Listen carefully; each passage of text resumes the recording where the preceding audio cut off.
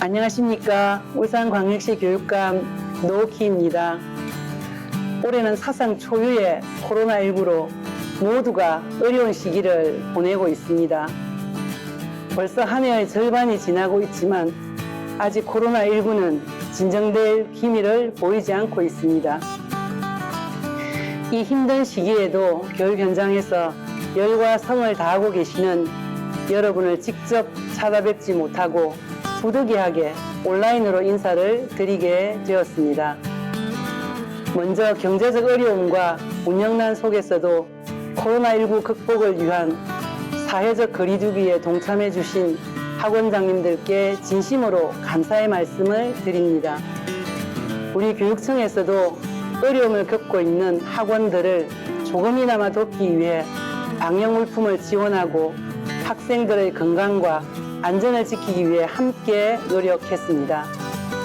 올해 학원 설립 운영자 등에 대한 연수는 감염병 확산 예방을 위해 네이버 밴드를 통한 온라인 연수로 진행하기로 했습니다.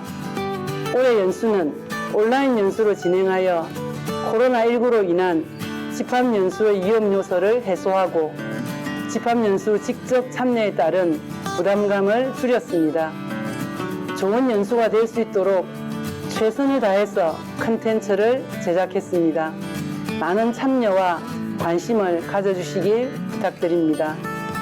코로나19는 모두에게 많은 어려움을 안겼지만 우리 교육과 행정이 새로운 방향으로 변화하고 혁신해야 할 길을 알려주는 계기가 되기도 했습니다.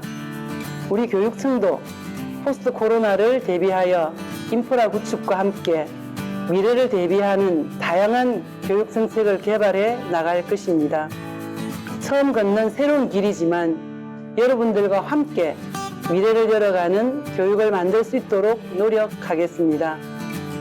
다행히 울산에서는 대규모 감염이 발생하지 않고 있지만 아직은 안심하거나 방심할 상황은 아닙니다. 학원과 교습소에서도 방역수칙을 철저히 준수해서 학생들의 안전을 지켜주실 것을 부탁드립니다. 우리 교육청은 학원장님들과의 소통과 협력을 통해 우리 학생들이 안전한 환경에서 생활하고 공부할 수 있도록 최선의 노력을 다할 것입니다. 온라인으로 진행하는 연수이지만 이번 연수를 통해 조금이나마 여러분들의 역량이 다져지는 계기가 되었으면 합니다. 코로나19의 긴 터널에서 어느 해보다 힘든 시기를 겪고 있는 학원, 교습소 설립자님, 운영자님들을 진심으로 응원합니다. 감사합니다. 좋은 연수 되세요. 네, 안녕하세요. 저는 울산광역시 아동보호전문기관의 윤채원이라고 합니다. 반갑습니다. 네, 최근에 언론에서 우리 천안의 아동학대 사건과 창녕의 아동학대 사건들로 인해서 사회적으로 아동학대에 대한 관심과 이슈가 굉장히 높아지고 있습니다. 참 이런 사건들이 계속됨으로 인해서 굉장히 아동학대 현장에서 일하는 저로서도 많이 안타까움을 느끼고 있습니다.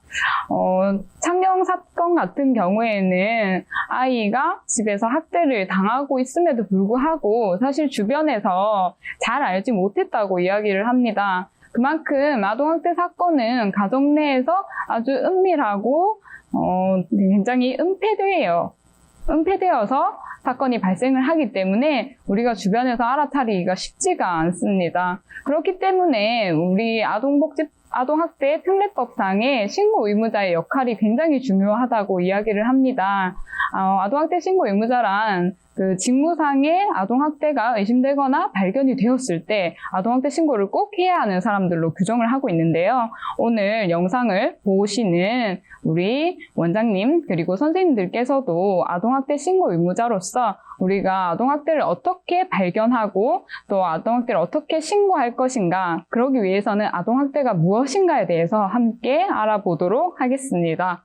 네, 그럼 시작해 보도록 하겠습니다.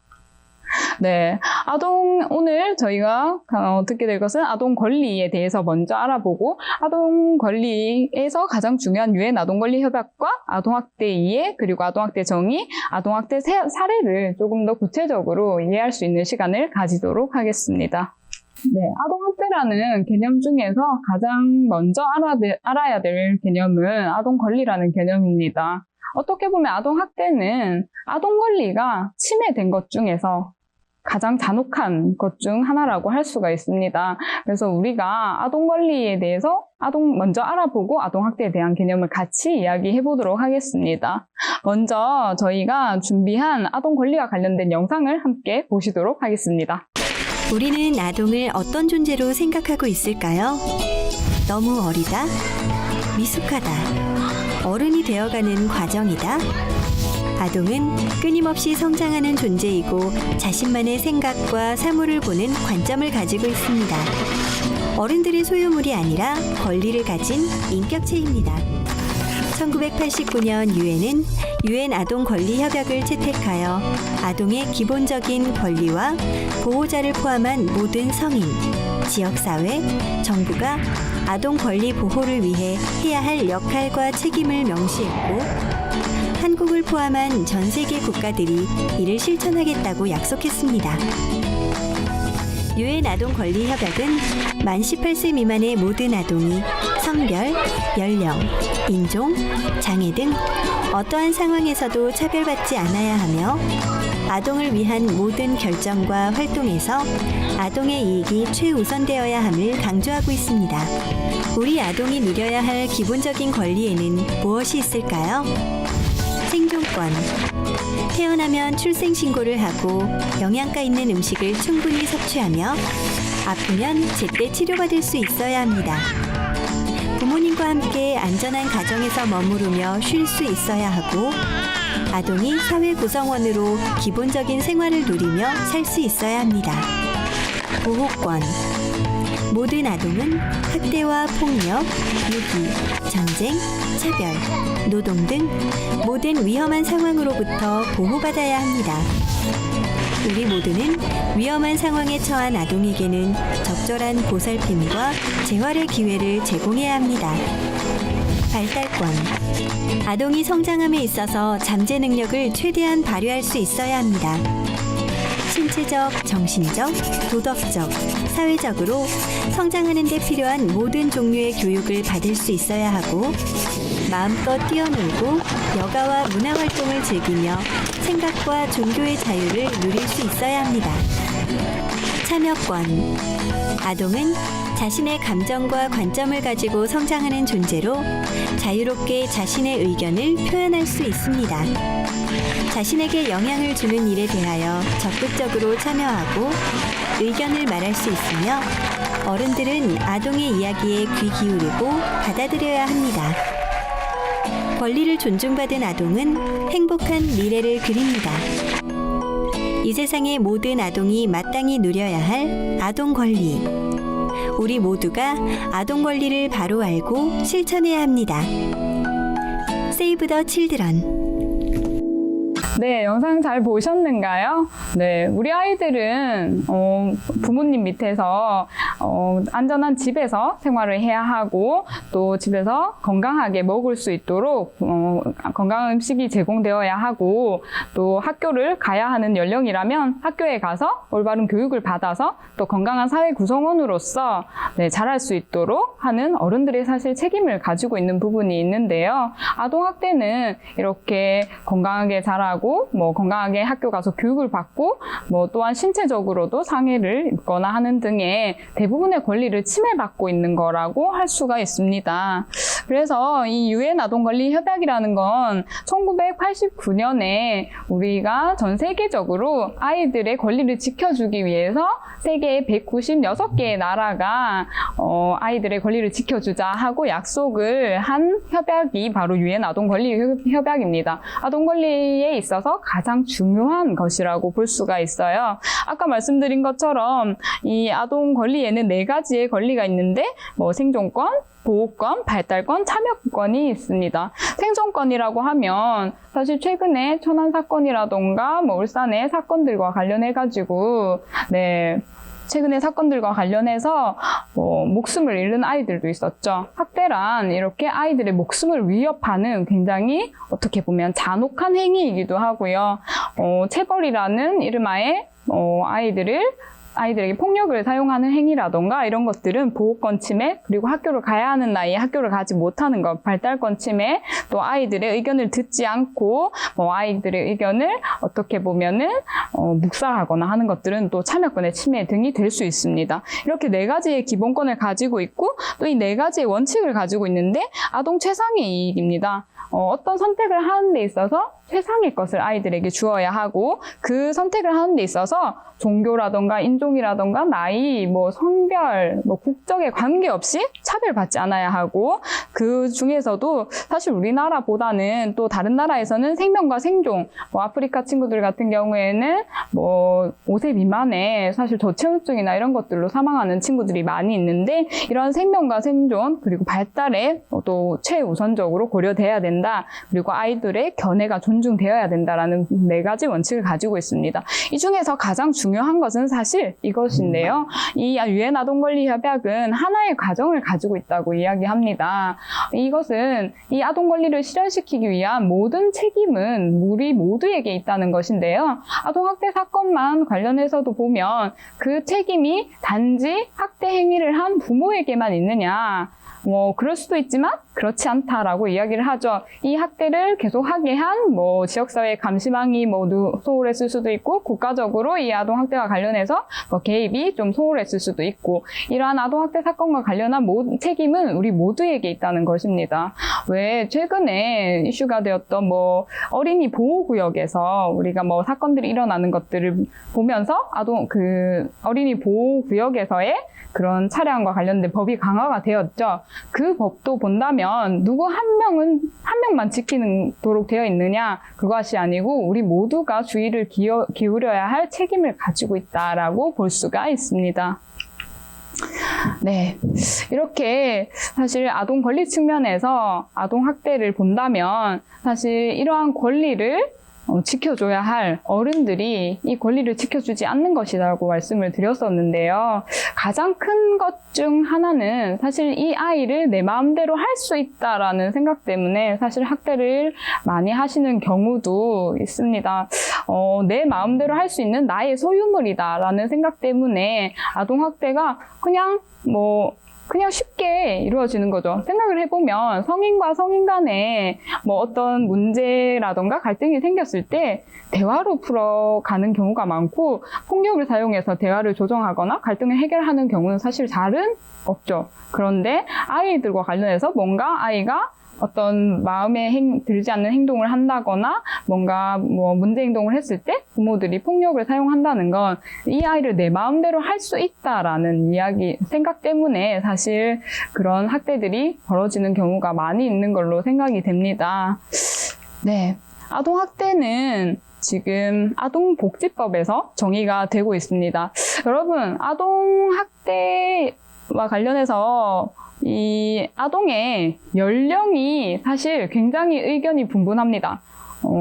아동의 연령은 법으로 몇 살까지 규정되어 있을까요?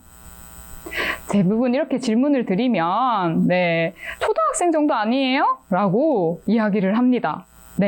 앞에 카메라 분께서도 지금 7살 정도라고 외쳐주시는 것 같은데요. 대부분의 분들이 초등학생 때까지가 아동 아닌가요? 라고 이야기를 하는데요. 우리 법상의 아동의 연령은 만 18세 미만입니다. 그러니까 우리가 만나고 있는 고등학교 3학년에 생일 지나기 전까지를 우리는 모두 아동이라고 보고 우리가 법으로서 보호해야 되는 그런 나이가 되겠습니다. 그러면 학대받는 아동이 고3인데 생일이 지나지 않았다라고 한다면 아동의 연령으로서 학대 신고를 할 수 있다라고 생각을 하시면 될 것 같습니다. 아동학대란 법적으로는 보시면 보호자를 포함한 성인이 아동의 건강, 복지를 해치거나 정상적 발달을 저해할 수 있는 신체적, 정신적, 성적 폭력, 가혹행위를 하는 것과 아동이 보호자가 유기를 하거나 방임하는 것을 뜻합니다.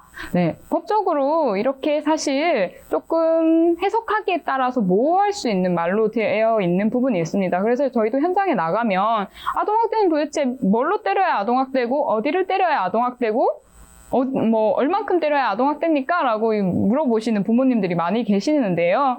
법으로 그렇게 딱 규정 짓지 않아 놓은 것은 사회적 약자인 아이들을 법을 해석하는 사람에 따라서 조금 더 많은 법의 테두리 안에 아이들을 넣어서 보호하고자 하는 측면이 있기 때문에 이 아동학대라는 정의가 조금 광의의 개념으로 쓰인다고 이야기를 하고 있습니다. 그 아동학대와 또 다른 개념이 아동학대 범죄라는 것이 있습니다. 아동학대는 아동복지법에서 사회복지적으로 접근하는 개념이라고 한다면 아동학대 범죄는 그야말로 우리가 처벌하거나 범죄로서 좀 처분이 내려지는 사건들을 이야기하는데요. 이 아동복지법상의 학대보다는 조금 더 심각성이 있거나 조금 더 그 지속성이 높은, 그러니까 학대가 계속 빈번하게 일어나고 있는 사건들을 의미합니다. 이 아동학대 범죄는요, 조금 아동학대와 다른 점은 이 아동학대는 보호자를 포함한 성인이 학대를 했을 경우라고 이야기를 하고요. 아동학대 범죄는 보호자만에 의한 학대를 별도로 규정하고 있습니다. 그러면 보호자는 누구일까요? 라고 질문을 한다면 보호자는 법상에서 4가지로 분류가 되고 있습니다. 누구일까요? 아마 잘 알고 계실 것 같은데요. 첫 번째는 친권자입니다. 그러니까 부모님들이 되겠죠. 친권을 가지고 계신 분들. 두 번째는 후견인입니다. 친권이 부모님이 잠시 역할을 하지 못하셔서 뭔가 후견인 역할을 하고 있는 분들이 되시겠는데요. 시설에 맡겨진다면 시설의 장이 될 수도 있고 또 다양하게 후견인 지정을 받으시는 분들이 되겠습니다. 세 번째는 아동을 보호, 양육, 교육하는 자. 그러니까 친권자나 후견인은 아니지만 아이들을 보호하거나 양육하거나 교육할 의무가 있는 자라고 해서 우리 할머니, 할아버지, 그리고 삼촌, 이모 이렇게 보호를 하고 계신 분들도 이러한 3번의 보호자에 해당이 됩니다. 네 번째는 업무 고용 관계에 있어서 아이들을 보호하고 양육하고 교육할 의무가 있는 자인데요. 오늘 교육을 들으시는 원장님, 선생님들께서 바로 이 네 번째 직군에 해당한다고 보실 수 있습니다. 그러면 우리는 보호자에 해당합니까? 안 합니까? 라는 질문에는 지금 말씀드린 것처럼 해당합니다 라고 이야기를 드릴 수 있을 것 같고요.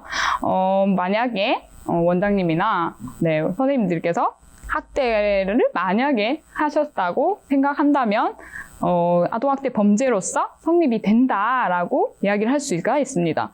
그러면 보호자가 아닌 사람이 학대를 하면 어떻게 되나요? 만약에 지나가는 사람이라던가 잘 모르는 사람이 이웃이나 이런 사람들이 학대를 했을 경우에는 보호자가 되지가 않죠. 보호자가 되지 않았을 때는 아동학대 범죄에 성립을 하지 않는다라고 쳤을 때는 그분들은 이제 다른 형법이라던가 다른 법으로 적용이 되는 거고, 여기 보호자분들은 아동학대 범죄로서 적용이 된다라고 보실 수 있을 것 같습니다. 그럼 뭐가 다를까요? 아동학대 범죄가 조금 더 중하게 처분을 받을 가능성이 많다라고 보실 수 있을 것 같습니다. 어쨌든 오늘 영상을 보시는 분들은 보호자에 해당을 한다, 안 한다? 한다라고 보시면 될 것 같습니다. 네, 그래서 정답, 뒤늦게 이렇게 나옵니다. 네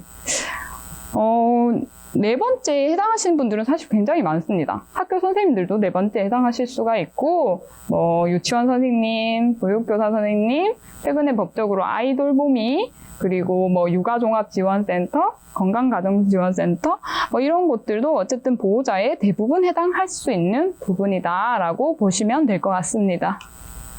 아동학대는 4가지 유형으로 이루어져 있죠. 아마 오늘 영상을 보시는 분들은 잘 알고 계시라고 생각은 들지만 한번 짚어보자면 신체학대, 정서학대, 방임, 성학대 이렇게 4가지로 분류가 됩니다. 먼저 신체학대에 대해서 이야기를 한다면 아마 신체학대는 대부분의 분들이 잘 알고 계시리라고 생각이 듭니다. 아이를 때리거나 폭력을 사용해서 아이 신체에 해를 가하는 행위인데요.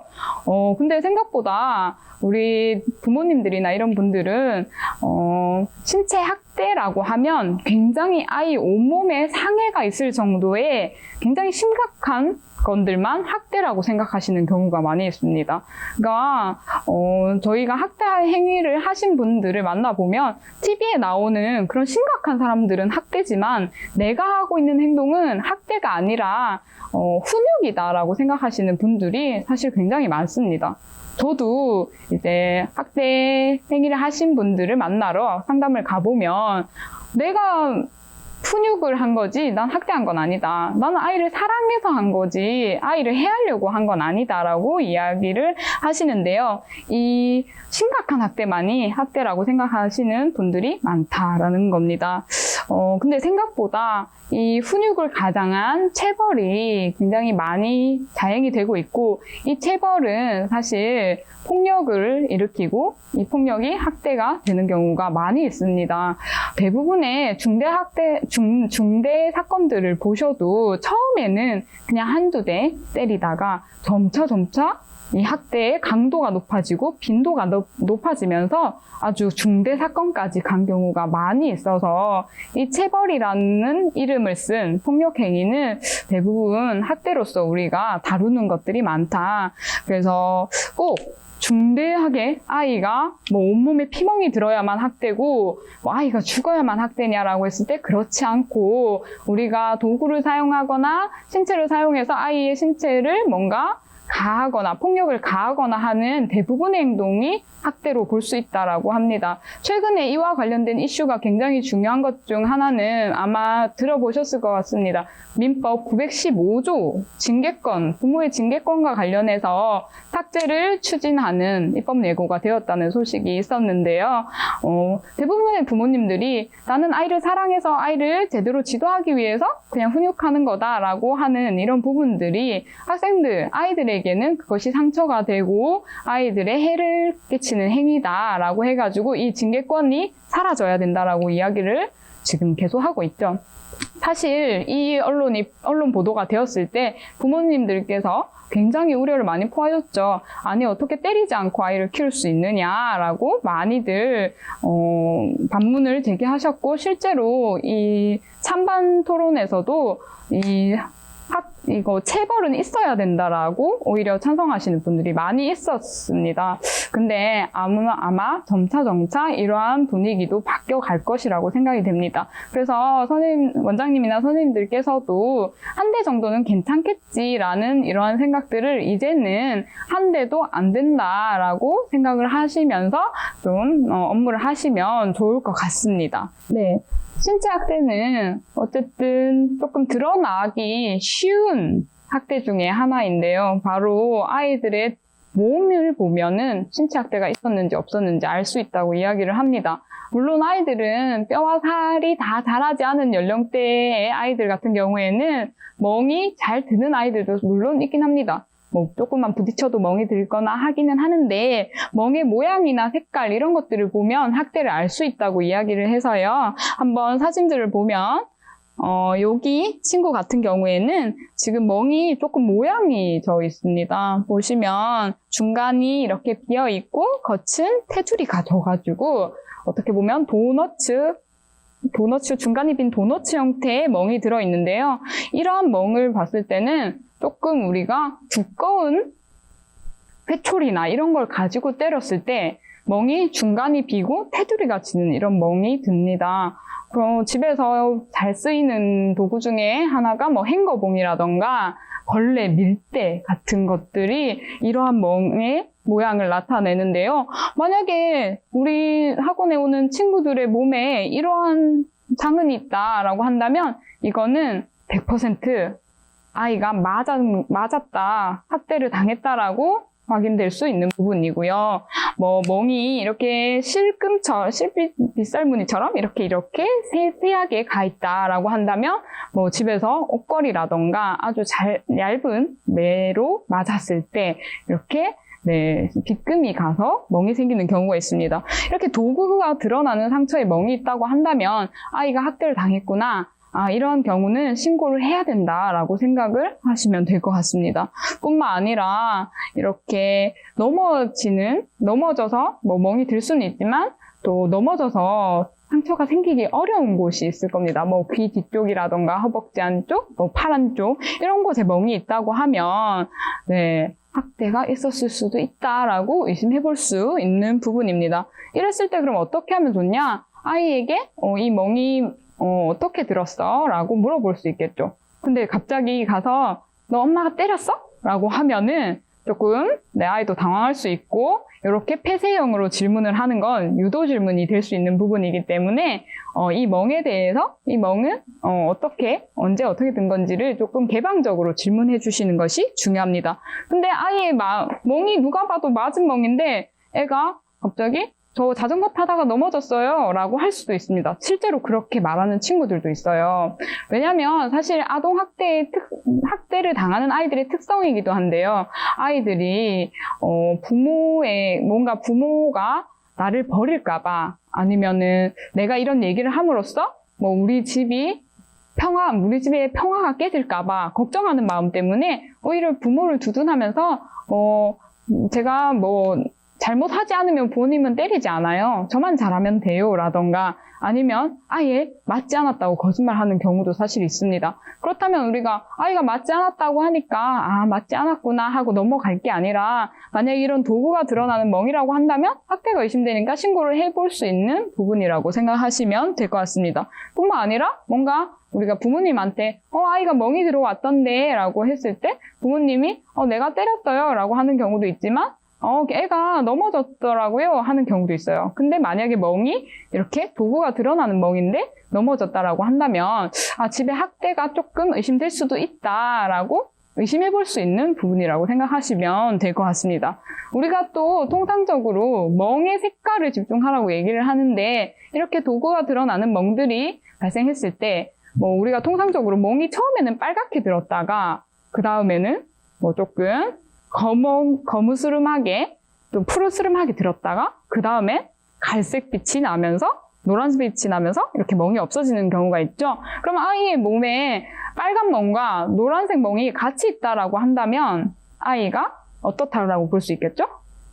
학대가 지속되고 있다. 어제 한 일주일 전쯤에도 맞았고 지금도 맞았다라고 생각할 수도 있는 부분이다. 그래서 학대에 있어서는 멍에 집중하라고 이야기를 합니다. 사실 신체 학대 같은 경우에는 발견하기가 쉬운 부분들이 있습니다. 저희 사건 중에서도 이런 사건들이 사실 있었습니다.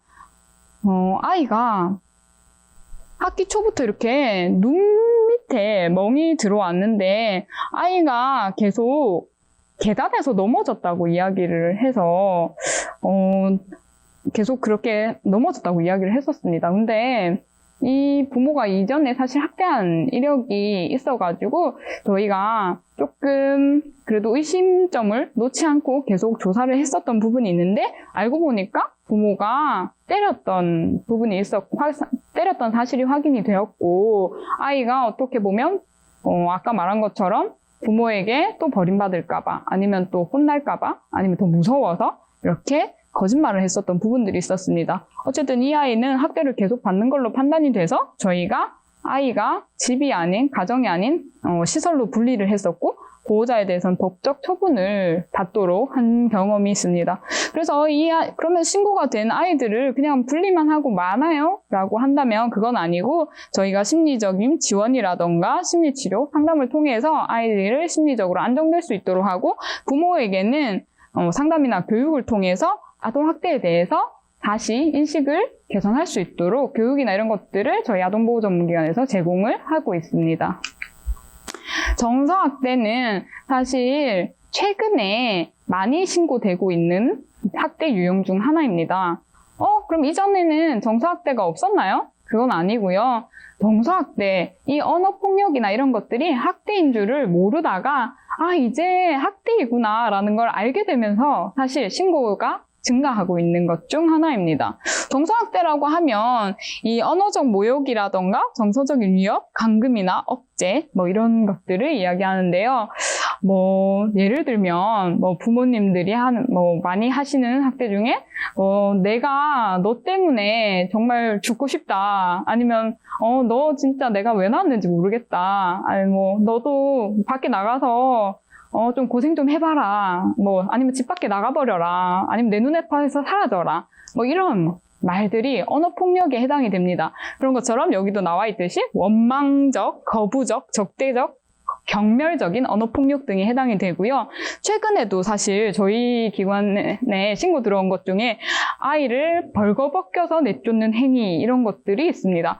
예전에는 왜 아이들이 동네에 한 명 정도씩 쫓겨나는 경우도 사실 있었던 것 같기도 합니다만 이제는 이러한 행동들은 학대다라는 것을 명백히 알고 하셔서는 안 되는 행동이다라고 알고 계셔야 될 것 같고요. 뿐만 아니라 친구나 형제들을 비교하거나 차별하는 거. 왜 네 형은 이렇게 공부를 잘하는데 너는 이렇게 못하니? 옆집에 누구는 엄마한테 이렇게 잘한다는데 너는 왜 이렇게 밖에 못하니? 넌 누구 닮아서 이렇게 한심한 짓만 하니? 이런 말들이 언어폭력에 해당할 수 있다라는 부분이고요. 요즘 가장 중요하게 이슈가 되고 있는 것 중 하나는 바로 가정폭력을 아이에게 노출하는 행위입니다. 뭐 저도 어렸을 때를 생각해보면 부모님이 싸우고 계셨을 때 저를 생각한다면 굉장히 불안하고 어떻게 보면은 굉장히 공포스러웠던 기억들이 있습니다. 물론 어른 둘의 싸움이고 아이에게 직접적 해를 가하는 것은 아니라고 할 수도 있지만 이런 것들이 아이에게 미치는 영향이 상당하고 이 가정폭력을 지속적으로 노출시키는 가정의 아이들은요. 굉장히 불안도가 높고 우울감을 호소하거나 이런 비중이 다른 아이들보다 훨씬 더 높습니다. 실제로 연구에서는 이 정서학대를 당하는 아이들의 뇌도 뭔가 일반 아이들보다 발달을 덜 한다라고 이야기를 합니다. 생각을 해보면 우리가 가정에서도 넌 너무 사랑받는 존재야. 너는 너무 우리가 안전하게 지켜줄 거고 우리는 언제든지 너를 응원할 거야 라고 이야기를 듣고 자라는 아이와 너는 도대체 누구 닮아서 이렇게 한심한 짓만 해? 내가 너를 왜 낳았는지 모르겠어. 이렇게만 이야기를 듣고 자라는 가정의 아이가 있다고 한다면 아이의 성격 발달이라던가 사회적으로 학교 가서 아이들이 친구를 대하는 것이라던가 이런 것들에 자존감이라던가 뭐 이런 자아효능감 이런 것들에도 영향을 미칠 수 있는 부분이다. 그래서 사실은 아동학대 후유증에 관한 연구 결과를 보셨을 때 신체학대보다 정서학대 후유증이 훨씬 더 크다고 이야기를 합니다. 왜냐하면 아이들의 인격 형성에 더 지대한 영향을 끼친다라고 보고가 되고 있는 부분입니다. 네. 뭐 뿐만 아니라 뭐 연령상 감당하기 어려운 것을 강요하는 행위, 감금, 약취, 뭐 유인, 노동 착취. 사실 뭐 우리나라는 뭐 그렇게 많지 않다라고 생각하실 수도 있지만 아이들에게 뭐 노동을 강요하는 행위라던가 뭐 아이들한테 뭔가 뭐 구걸이라던가 이런 걸 시키는 뭐 이런 행위들 모두 다 정서학대에 해당이 됩니다. 저희가 뭐 정서학대는 사실 발견하기가 쉽지가 않습니다. 왜냐면 신체학대는 멍이나 이런 걸 통해서 우리가 발견할 수 있는데 정서학대는 사실 언어적인 부분이라 우리가 직접 듣지 못하는 상황에 있는 경우가 많은데요. 그럼 어떻게 학대를 발견할 수 있느냐? 바로 뭐 좀 아이들이 하는 얘기들 중에서 뭐 우리 엄마 아빠 또 싸워서 나 너무 힘들었다거나 뭐 부부싸움, 가정폭력을 목격했다는 이야기를 듣는다거나 뭐 아이들이 하는 말 중에서 뭐 엄마가 내쫓는다 했어요, 죽여버린다 했어요, 뭐 약간 이런 말들이 뭐 물론 뭐 이게 뭐 장난스러운 뭔가 그냥 뭐 온화한 분위기에서 일어나기도 사실 쉽지 않은 얘기기는 하지만 뭔가 일어날 수 있는 것들이 아니라 이런 얘기를 계속 듣고 자라는 아이들이면서 좀 이런 우울감이라든가 거부감 뭔가 이런 것들을 표출하는 아이들이라면 정서학대를 겪고 있는 건 아닌가라고 우리가 의심해 볼 수 있는 부분이고요. 특히 어린애들 중에서는 욕을 굉장히 잘하는 아이들, 만약에 초등학교 미만의 아이들인데 욕설을 굉장히 잘하거나 이런 아이들이라면 뭔가 집에서 욕설을 듣고 잘할 수도 있겠다라는 의심들을 해볼 수는 있는 부분들이고요. 최근에는 뭐 이런 부부 싸움 그리고 조금 이 해체 가정들이 늘어나면서 이 아이를 두고 너 엄마랑 살 거야? 아빠랑 살 거야? 네가 선택해. 너 엄마 따라 안 오면 엄마 죽어버릴지도 몰라. 뭐 이런 얘기들을 하면서 아이에게 혼란을 주거나 정서적으로 불안을 경험하게 하는 그런 행동들도 저희 쪽에 많이 신고가 되고 있는 부분이고요. 뭐 좀 부모의 이런 어떤 병리적인 조금 일반적인 수준이 아니라 병리적으로 아이의 정신질환이란 이런 것들이 있으면서 아이에게 계속 위협을 가하는 행위라던가 이런 것들도 정사학대에 해당한다고 보실 수 있을 것 같습니다. 이거는 아이들이 엄마의 말을 듣고 그때의 감정을 그림으로 표현한 내용입니다. 어떤 거를 보면서 이렇게 그림을 그렸을까요? 보니까 지금 숫자가 있고, 이렇게, 2, 3 숫자가 있고, 이렇게 눈이 막 찢어져 있는데요. 바로, 이런 얘기를 들었을 때 이런 감정이 든다고 합니다. 그러니까, 이게 한 번 이렇게 얘기해서 언어폭력이다라고까지 이야기할 수 있는 부분은 아니지만, 계속 지속적으로 아이들에게 뭔가 강요하거나, 뭔가 아이가 불안을 느끼도록 계속 이런 압박을 하는 행위들이 정서적으로 불안을 유발할 수 있다라고 이야기를 합니다. 이 그림은 뭘까요? 지금 검은색 그림자가 한 명 아이에게 손짓을 하고 있는 부분이고요. 막 어떤 것들이 화살을 쏘고 있는 그림이에요. 이것도 아이들이 그린 그림인데요. 바로 어디서 말대꾸야! 라고 하면서 이제 아이들이 이야기하는 부분들을 부모가 말대꾸했다고 계속 이제 이렇게 얘기하는 게 아이는 마음에 상처가 된다라고 표현을 한 부분입니다. 우리나라는 사실 조금 문화적으로도 어린아이들이 부모에게 의견을 많이 적극적으로 아니면 좀 반대 의견을 제시하는 게 사실 쉽지는 않죠. 이게 어른 말을 잘 들어야 좋은 아이다, 착한 아이다라는 교육을 사실 어렸을 때부터 들어오고 어른들 말에 반하는 아이보다는 제대로 듣는 아이가 굉장히 좋은 아이고 모범적인 아이다라는 인식을 많이 가지고 있기 때문에 반대 의견을 자꾸 내거나 하는 아이들은 사실 치는 아이, 뭔가 좀 일반성과 맞지 않는 아이라는 인식을 사실 가지기도 하는데요. 그래서 사실 우리 아이들이 뭔가 주장하는 게 어려운 친구들도 많이 있다. 요새는 조금 더 훈련이 돼서 말을 하는 경우가 있지만 저희도 회의 시간이 되면 직원들이 조용합니다. 네, 뭔가 표현하는 것들이 쉽지 않은 문화인 거죠. 네.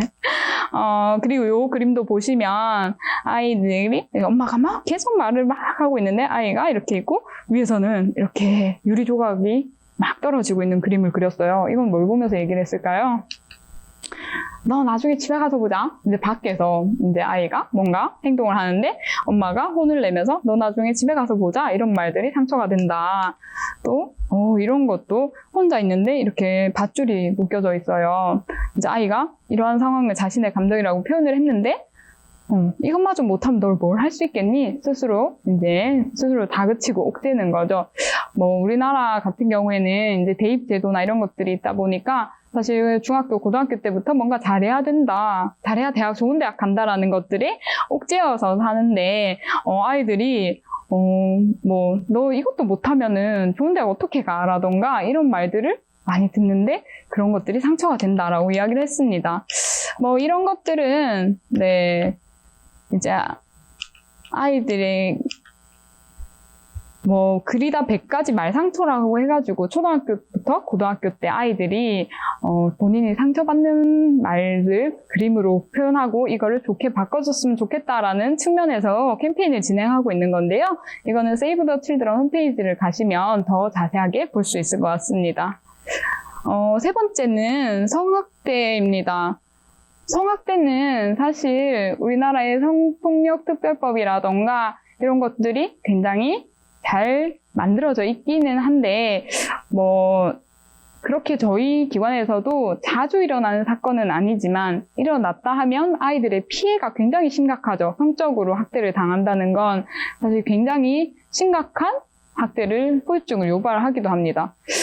특히나 친족내 성학대라던가 이런 부분들은 굉장히 사실 아이들에게 다른 학대들보다 더 많은 트라우마를 남기고 하는 부분들이 있고 신체적 손상까지도 굉장히 많이 오는 부분이죠. 이런 학대를 제외하고도 요즘 같은 경우에는 이제 뭐 N번방 사건 관련해서 이제 온라인으로 아이들이 성적으로 이렇게 뭐 어른들이 뭔가 영상을 요청하거나 뭐 사진 요청하는 뭐 이런 행위들도 많이 지금 발생을 하고 있고, 또 뿐만 아니라 뭐 조금 성적인 감수성이 조금 더 올라가면서 옛날에는 그럴 수도 있지 했던 말들이 지금은 성적으로 굉장히 문제가 될 수 있는 부분들이 있습니다. 뭐 옛날에 뭐 할머니들이 뭐 동네 지나가면은 아이고 꽃이 한번 만져보자 하자, 뭐 이렇게 꽃 한번 만져보자 하면서 막 만지러 막 가던 뭐 이런 행위라던가 이런 것들이 옛날에는 그럴 수도 있지라고 만약에 했다면 지금은 어떻게 보면 절대 되지 않는 행동이다라고 생각하시면 될 것 같습니다. 뿐만 아니라 요즘은 그런 말도 조심해야 된다고 이야기를 하죠. 아이들의 뭔가 외모를 칭찬하거나 아이들의 피부라던가 이런 외모를 칭찬하는 말들도 성적인 학대가 될 수 있다. 성희롱이나 성적인 이런 부분들이 될 수 있다고 이야기를 합니다. 그래서 되게 피부가 하얗다, 아니면은, 너 오늘 좀, 살이 많이 빠져 보인다라던가, 이런 말들도요, 조금, 저 같은 경우에 저희 회사 직원들한테 쓰는 것도 사실 되게 조심스러워지는 부분들이 있는 것 같습니다. 그런 것처럼 아이들에게도요, 최근에 언론에서도 이슈가 되었던 것처럼, 아이들에게 섹시하다라고 칭찬을 하는데, 그 섹시하다는 표현이 그 칭찬을 하는 어른의 입장에서는 굉장히 좋은 표현이라고 썼지만 아이들을 성적 대상화하여 칭찬하는 건 부적절하다라는 그런 말들이 있었던 것처럼 이런 성적인 표현들이 이전보다 굉장히 민감해지고 있다라고 보시면 될 것 같습니다. 여기서도 보시면 이 2차 성징이 두드러지는 초등학교 고학년이라던가 중학교 이런 아이들에게 신체 부위를 접촉을 하는 이렇게 어깨를 두드린다거나 아니면은 이렇게 여자애들 속옷 같은 경우에 이렇게 직접 정리를 막 해주신다거나 이런 접촉들에 있어서 아이들이 불쾌감을 느꼈다고 한다면 사실 조금 위험할 수 있는 행동이 될 수 있을 것 같습니다. 뿐만 아니라 부모님들도 왜 아이들이 2차 성징이 일어나면 얼마나 컸나 만져보자 라고 한다거나 이런 것들도 부적절한 표현이 될 수 있고 뿐만 아니라 아이들과 같이 음란물이라던가 이런 걸 시청하거나 시청하게 하는 행위라던가 이런 것들도 굉장히 부적절할 수 있다라고 보시면 될 것 같습니다. 마지막은 방임입니다. 방임은요, 사실 학대 중에서도 아까 정서학대도 굉장히 위험하다고 말씀을 드렸지만 이 방치되어 오는 아이들 같은 경우에는 아이들에게 발달적으로도 지대한 영향을 미칩니다. 사실 어렸을 때 아이들이 안전한 환경에서 자라고 건강하게 그 발달에 맞는 밥을 먹고 아이들이 학교도 가고 유치원도 가고 해야 되는데 만약에 그런 걸 다 받지 못한다라고 했을 때 저희가 많이 보는 사례들 같은 경우에는 정말 아이가 지적 장애로 아니면 발달 장애까지 온다거나 이런 발달 지연이 일어나는 부분들이 있습니다. 그런 아이들 같은 경우에는 부모의 어떻게 보면 잘못된 양육이나 보호 때문에 아이의 인생 자체가 어떻게 보면 다른 아이들과 이 출발선이 달라지고 그 인생 전체에 영향을 미치는 부분들이 많이 있죠. 우리 옛날에 아시는 분들 있으실지 모르겠지만 긴급 출동 SOS 이런데 울산 사건 중에서도 PC방에서 아이들을 양육하시는 부모님이 소개된 적이 있었는데요.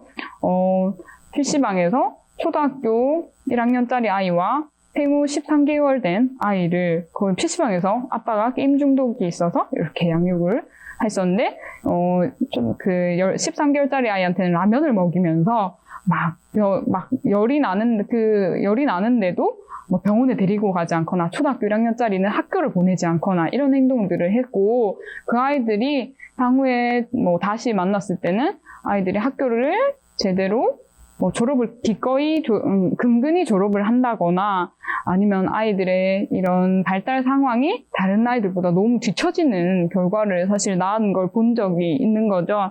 그렇기 때문에 이런 기본적인 의식주를 제공하지 않는 거, 아이들의 위험으로부터 보호하지 않는 거, 또 교육적 방임이라고 해서 학교를 보내지 않는 거. 우리나라의 의무 교육은 중학교까지죠. 근데 학교를 보내지 않는 경우, 나는 학교 제도가 마음에 안 들어. 아니면은 나는 우리나라의 정부에 너무 비판적이 하면서 본인의 신념 때문에 아이들이 학교 가고 싶은데도 학교를 보내지 않는 경우가 있었죠. 울산은 아니고 예전에 왜 인천에 어떤 아이가 한 4년 전쯤인가요? 5년 전쯤인가요? 아이가 배관을 타고 내려와가지고 도망가서 슈퍼에 가서 도움을 요청한 아이, 초등학교 4학년짜리 아이가 있었죠. 근데 그 아이가 심각하게 학대를 겪다가 혼자서 탈출했는데 알고 보니까 학교를 안 다니고 있었죠. 그래서 정부에서 학교 가지 않는 아이들을 대상으로 조사를 하면 학대받는 아이들을 찾아낼 수 있겠다 해가지고 장기 결석 조사를 한 적이 있는데 그 당시에 많은 사망한 아이들을 발견해냈던 사건이 있죠. 그게 왜 원영이 사건이라던가 이런 사건들이 발견이 됐었던 적이 있습니다. 그래서 지금은 학교에서도 그렇고 유치원에서도 이제 학교를 며칠 이상 오지 않으면 가정방문 아니면 전화해보거나 가정방문해보거나 학대로 신고하거나 이런 것들을 하도록 그때 이후로 지금 매뉴얼이 만들어진 부분들이 있습니다. 뿐만 아니고 아이가 뭔가 다쳤거나 아니면 수술을 해야 되는데 부모가 뭔가 본인의 신념으로 의료적 처치를 하지 않는 행동은 의료적 방임에 해당하는데요. 요즘은 이렇게 신체적인 의료적 처치뿐만 아니라 뭔가 아이가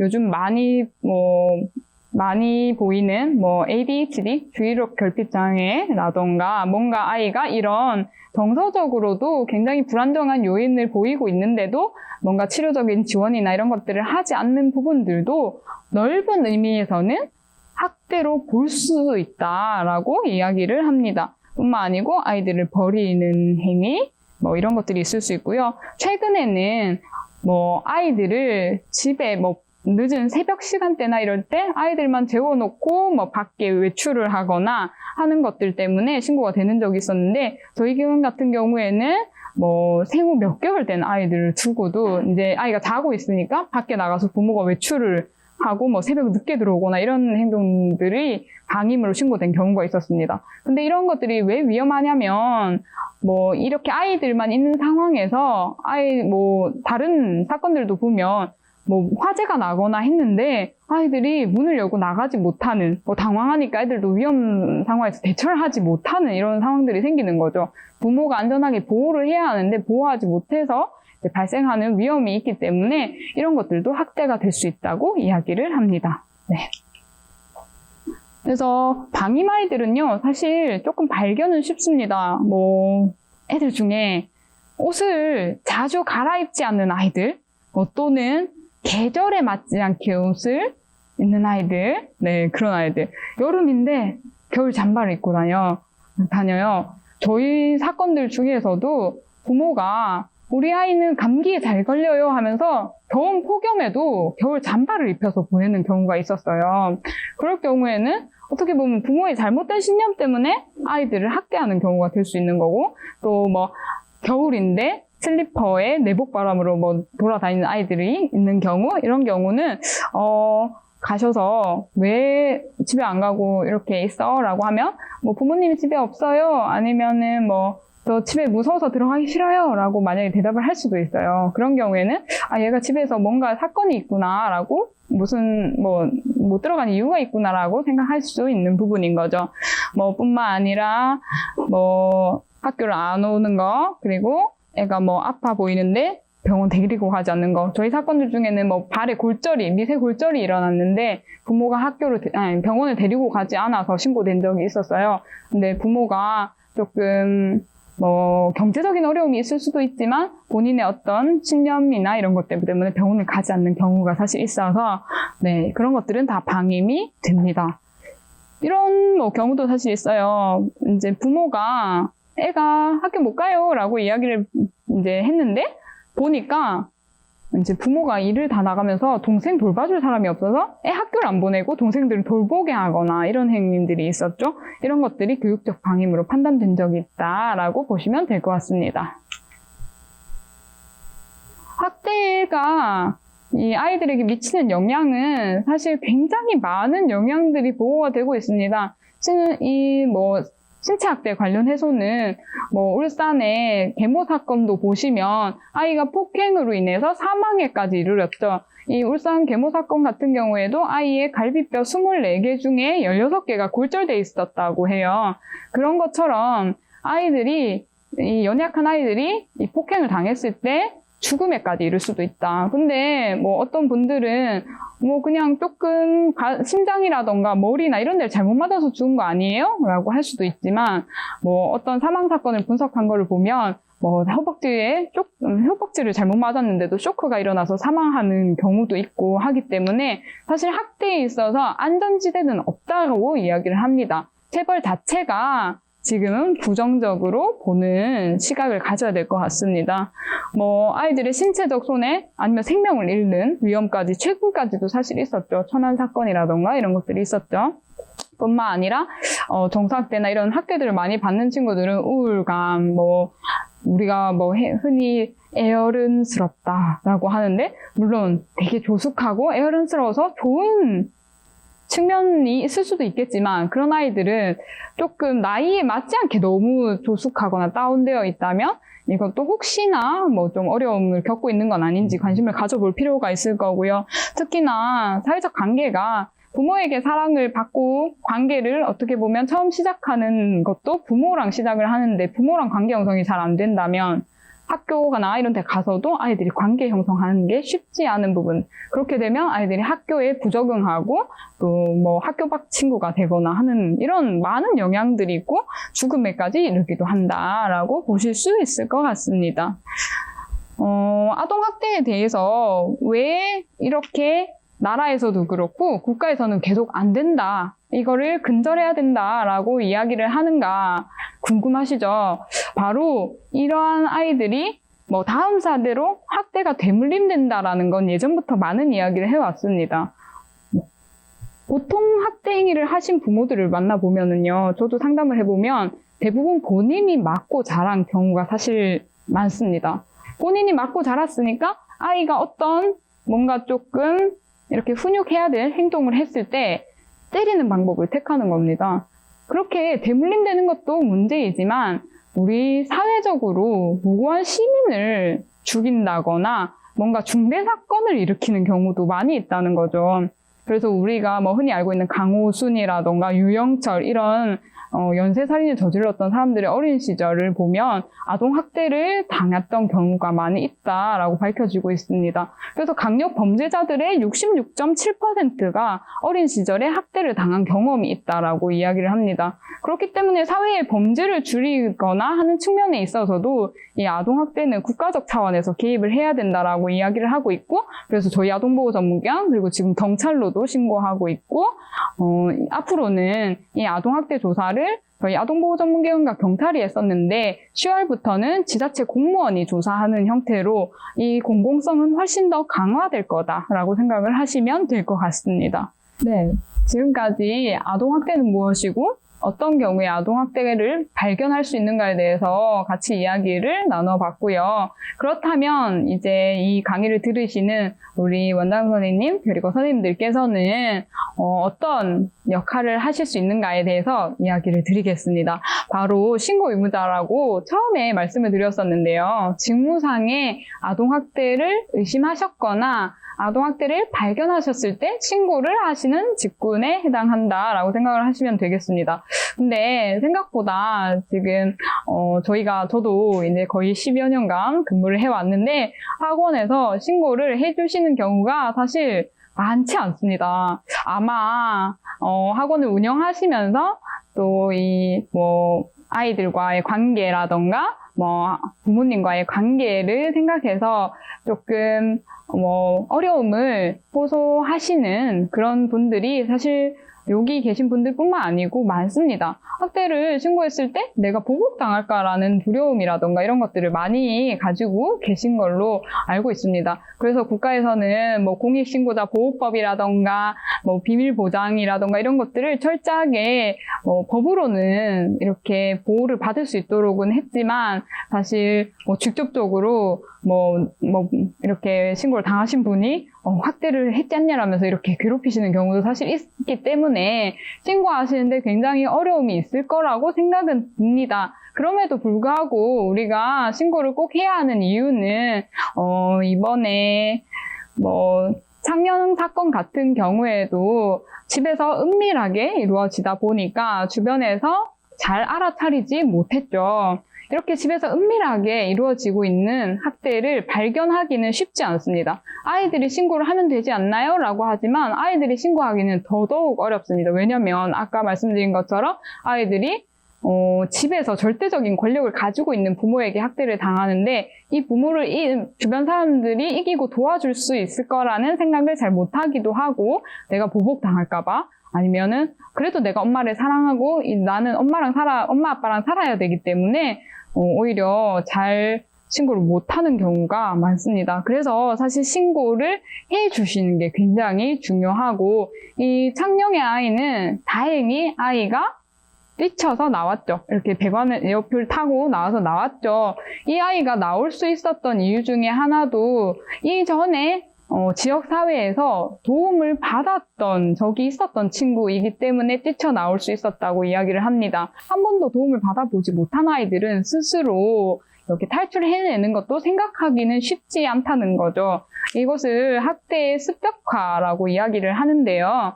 학대를 계속 받는 아이들은요, 나중에는 사실 이것이 습득이 돼서 나중에는 처음에는 맞아서 아파서 울지만 나중에는 아파서 울지도 않는다라고 이야기를 합니다. 그만큼 이게 내성이 생겨서 아이들이 울지 않고 견디는 상황이 생기는 거죠. 그렇기 때문에 이 주변에서 알아차리고 신고해 주시는 것이 굉장히 중요합니다. 그래서 신고 의무자를 법으로 지금 20여 개의 직군으로 지정을 하고 있습니다. 학교 선생님이라던가 유치원 교사, 아이 돌보미 이런 분들을 다 아이와 밀접하게 있으면서 이런 것들을 관찰할 수 있는 사람들로 다 지정을 하고 있는 거죠. 그래서 이런 분들은 꼭 신고를 해주셔야 하고 신고를 만약에 하지 않아서 아이가 학대로 인해서 큰 사건이 발생하거나 중대 사건이 발생했을 때 과태료를 물으실 수 있는 부분들이 있습니다.